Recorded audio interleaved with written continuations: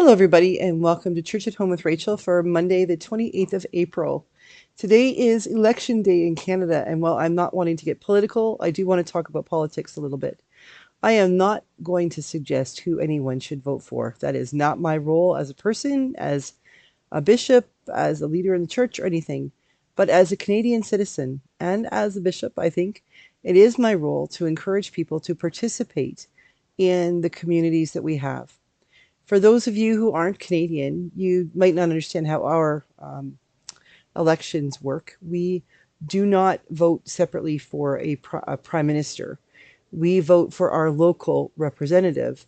And then, based on how many seats are won, how many we call them ridings, how many ridings are won, the, the government or the political party with the most ridings won is the one that then becomes the government. It may be a minority government, meaning they don't have enough to have a majority government, which is fairly self-explanatory.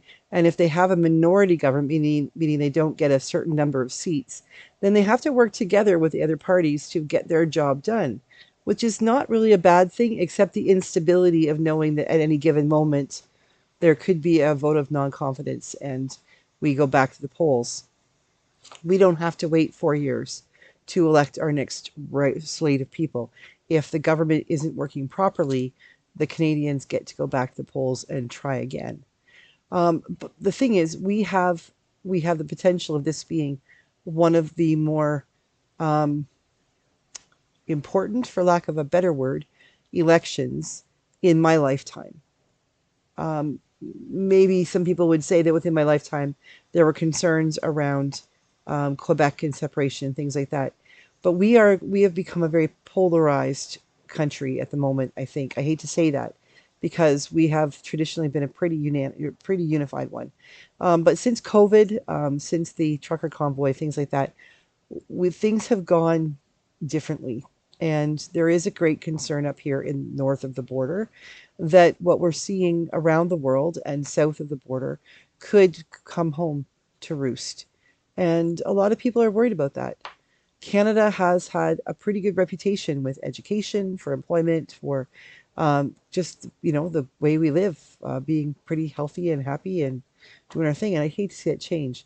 The biggest thing, regardless of who wins this evening, whoever tomorrow morning when we wake up to find out who is making up the government and which political party's leader has become or remains our prime minister, regardless of what that might be, today is important because this is the opportunity that every Canadian of voting age is able to say, I have my say. I get to make a decision.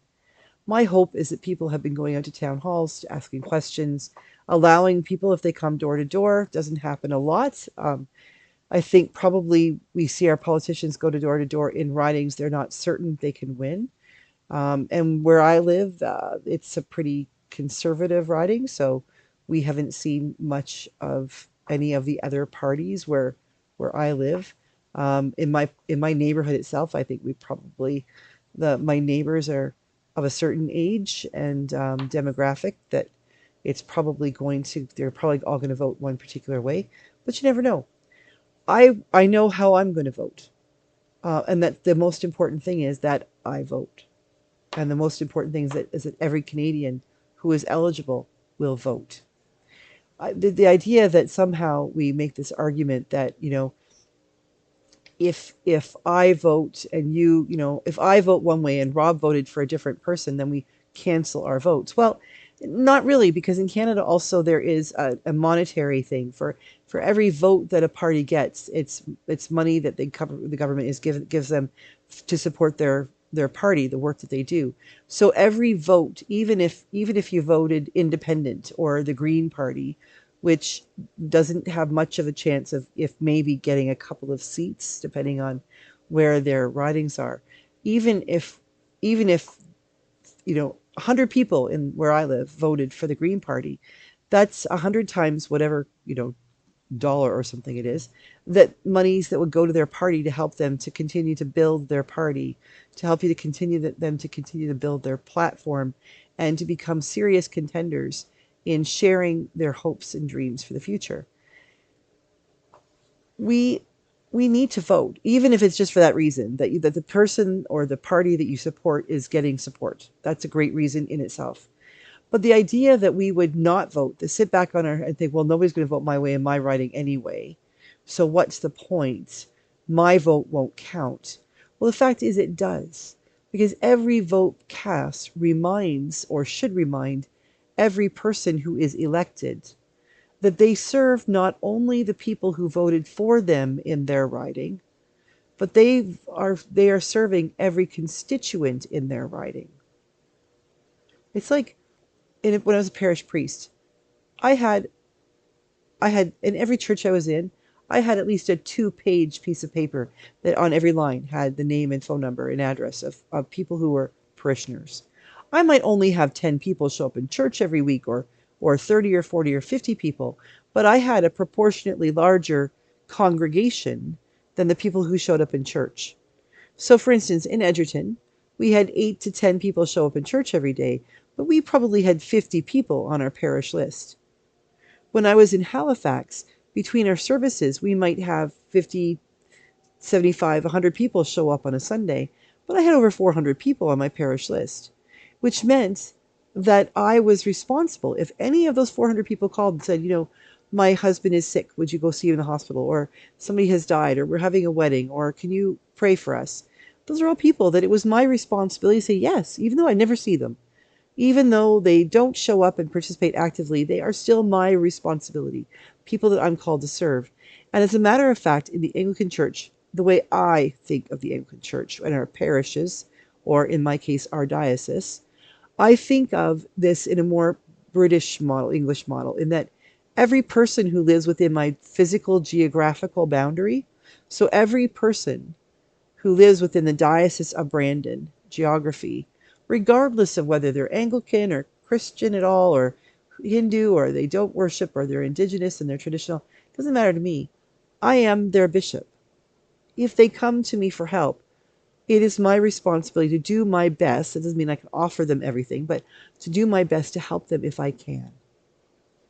And when I think about Canadian politics in particular, I think in terms of whoever is elected in my area.